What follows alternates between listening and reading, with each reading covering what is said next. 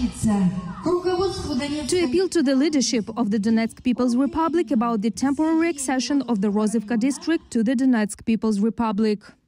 This is a meeting in the rural House of Culture in the village of Rozivka, Zaporizhia region. There are 150 people in the hall. The Russian media called them authorized for decision-making by local residents. However, it is not known who and when granted them such powers. In favor, they vote unanimously.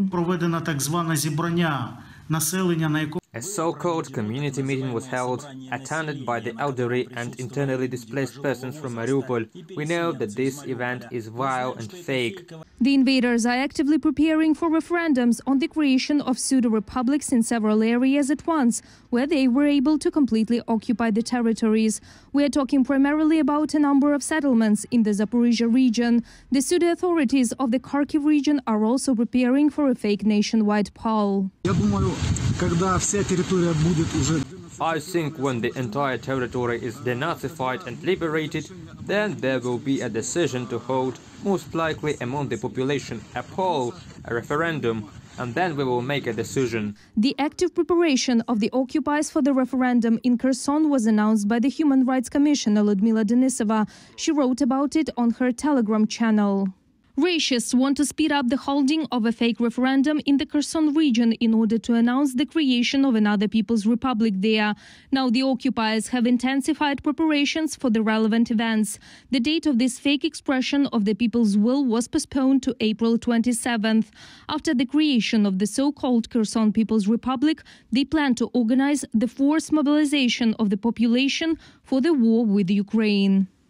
The Kherson Military Civil Administration does not rule out the possibility that the so-called interim authorities can bring people to such a referendum for extras and simply draw the necessary results, as it was in the Crimea, Donetsk and Luhansk regions in 2014.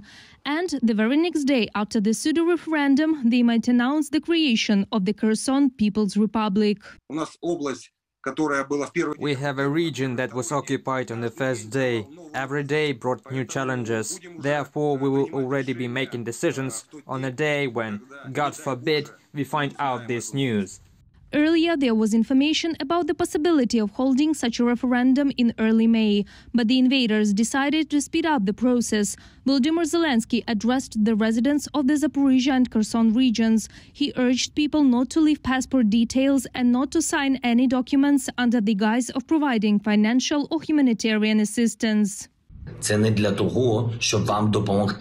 This is not to help you, not just to keep track of people living in a certain area, no, and not to give you some kind of humanitarian aid. This is aimed to falsify the so-called referendum on your hand if an order comes from Moscow to stage such a show. But even if it happens, such a pseudo-expression of will won't have legal force. It will only give an additional reason for discussion to Russian propagandists.